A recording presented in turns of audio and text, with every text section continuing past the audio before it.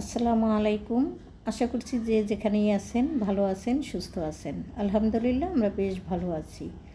তো আজকে কি করি সম্পূর্ণ আপনাদের সাথে শেয়ার করব। তবে ঘরের কোনো কাজকর্ম হয়তো বা আমি আজকে আপনাদের সাথে শেয়ার করব না, কেননা আজকে এমনই একটা স্পেশাল দিন। তো সেই হিসাবে একটু রান্নাবান্না বেশি আছে, আর এমনিতে তো রান্নাবান্না আমি আপনাদের সাথে শেয়ার করি। তো ভাবলাম আজকে কি করি সম্পূর্ণটাই আপনাদের সাথে টুকটাক করে শেয়ার করতে চেষ্টা করব।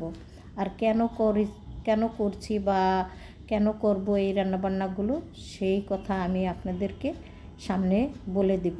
তো দেখতে থাকেন আমার পুরো ভিডিও, আশা করছি বুঝতে পারবেন কেন এই রান্নাবান্নাগুলো করছি। তো ছোট্ট একটি ভিডিওর ভিতরে হয়তো বা অত ওইভাবে সম্পূর্ণ কথা তুলে ধরতে পারবো না, তো যতটুকু পারি শেয়ার করব। শুরুতেই দেখিয়ে দিলাম কিছু ইলিশ মাছ ভেজে ভুনা করলাম একেবারে সহজভাবে।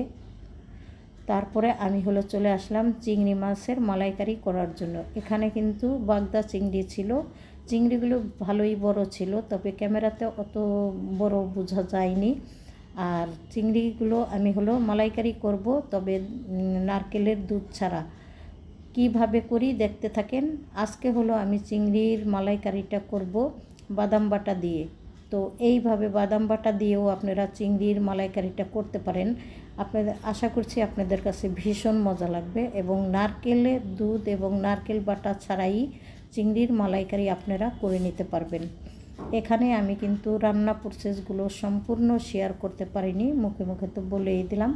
আর মালাইকারি করতে যা যা মশলাপাতি লাগে সেগুলো সম্পূর্ণ দিবেন, শুধুমাত্র ডিফারেন্স থাকবে বাদাম বাটাটা।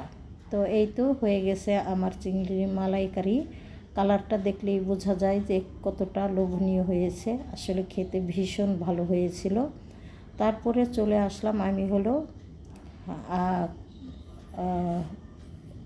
এখানে খাবারগুলো আমি ডাইনিংয়ে দিয়ে দিচ্ছি, কেননা হুট করে এমন একটা পরিস্থিতি হয়ে গেল যে হট্টগোল বেঁধে গেল।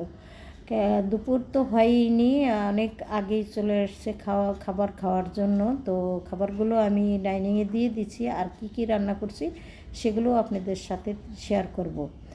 যেহেতু গ্যাস থাকে না, তো সেই হিসাবে কিন্তু আমি খুব ভোরে উঠেই কিন্তু এই সমস্ত রান্নাবান্নাগুলো করে ফেলেছিলাম।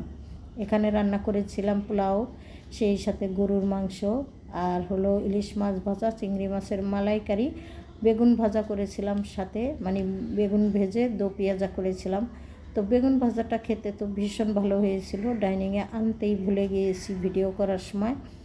যেহেতু আমি ভিডিও করি একেবারেই আত্মীয় স্বজন বা কেউ জানে না, আর আমার ঘরের মানুষও কিন্তু অত ওইভাবে মানে আমাকে সাপোর্ট করে না বা পছন্দও করে না বলা চলে। সেই হিসাবে আমি কিন্তু অত সুন্দর করে আপনাদের সাথে ভিডিওটা করতে পারলাম না বা দিতে পারলাম না। আন্তরিকভাবে দুঃখিত, সব কথা খুলে বলার ইচ্ছা ছিল। আগামী ভিডিওতে হয়তো বা আমি খুব সুন্দর করে বলবো। তবে এখানে আমার ছোট বোন এসেছিল, এবং ভাগ্নি এবং বোনের জামাই। তো তাদেরকেও আমি একটু আংশিকভাবে দেখাইতে ইচ্ছা করছিল, কিন্তু দেখাইতে পারলাম না। আর কি করেছিলাম ততটুকুই খালি দেখিয়ে দিলাম। আগামী ভিডিওতে যদি পারি তাহলে আপনাদের সাথে একটু শেয়ারও করব। আর এখানে দেখতেই পাচ্ছেন, এটা ছিল মানে আমরা যে দুপুরে রান্নাবান্নাগুলো করেছি তার মাঝামাঝিতে কিন্তু একটা বিরতির টাইম ছিল। সেই সময় এই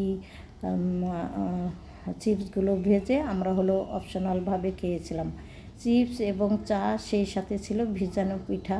তো যেহেতু আমার বোন ছিল, বোনের জামাই ছিল, ছেলেরা ছিল, তো সেই হিসাবে কিন্তু আমি আপনাদের সাথে পুরোটা তুলে ধরতে পারিনি।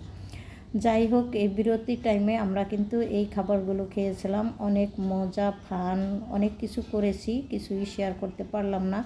তবে আগামী কোনো একদিন যদি হয় তাহলে হয়তো আপনাদের সাথে আমি সম্পূর্ণ সুন্দরভাবে শেয়ার করার চেষ্টা করব। ভুল ত্রুটি ক্ষমা সুন্দর দৃষ্টিতে দেখবেন। ছোটোখাটো ভিডিও দেখে ভালোবেসে লাইক কমেন্ট শেয়ার করে দিবেন, সেই সাথে সাবস্ক্রাইব করে আমার পাশে থাকবেন। আল্লাহ হাফেজ, আসসালামু আলাইকুম।